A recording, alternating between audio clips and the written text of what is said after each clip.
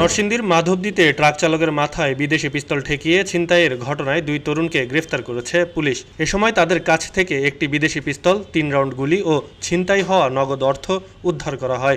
গতকাল বিকেলে মাধবদী থানার এক সংবাদ সম্মেলনে এ তথ্য জানান নরসিংদীর অতিরিক্ত পুলিশ সুপার মোহাম্মদ আশিকুর রহমান আশিক। মাধবদী থানা পুলিশের একটি চৌকস দল গত রাত 2:30 একটি অভিযান পরিচালনা করে একটা অভিযোগের ভিত্তিতে। অভিযোগটা ছিল এরকম যে একজন ট্রাক ড্রাইভার আপনার ঘোড়াশাল গ্রামী যে রোড পাঁচদোনা থেকে সেখানে যাওয়ার পথে তাদেরকে কয়েকজন ছিনতাইকারী অস্ত্র ঠেকিয়ে তাদের কাছ থেকে আপনার 10,500 টাকা নিয়ে যায় এবং একটি মোবাইল ফোনও নিয়ে যায়। এই অভিযোগটা বা এই তথ্যটা পাওয়ার সাথে সাথেই সাব ইন্সপেক্টর ইউসুফ আমাদের থানার যে মোবাইল টিম ছিল তাদের সদস্যদেরকে নিয়ে তাৎক্ষণিক অভিযান পরিচালনা করে এবং ঘোড়াশালগামী সড়কের নলুয়া নামক স্থানে অভিযান পরিচালনা করে শুভ এবং ফাহিম নামক দুজন ছিনতাইকারীকে গ্রেফতার করতে সমর্থ হয়।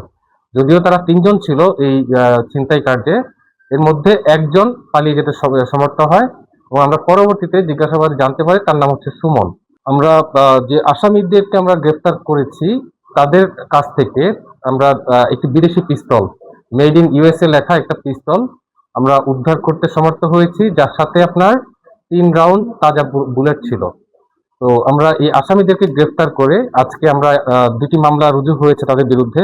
তারা পেশাদার ছিনতাইকারী এবং তাদের ইতিপূর্ব আপনার এই ধরনের ঘটনা ঘটানোর রেকর্ড আছে এবং তাদের দুজনের বিরুদ্ধে হচ্ছে আপনার ইতিপূর্ব মামলা আছে। খবরের কাগজ, নিখাদ, নির্ভীক, নিরপেক্ষ।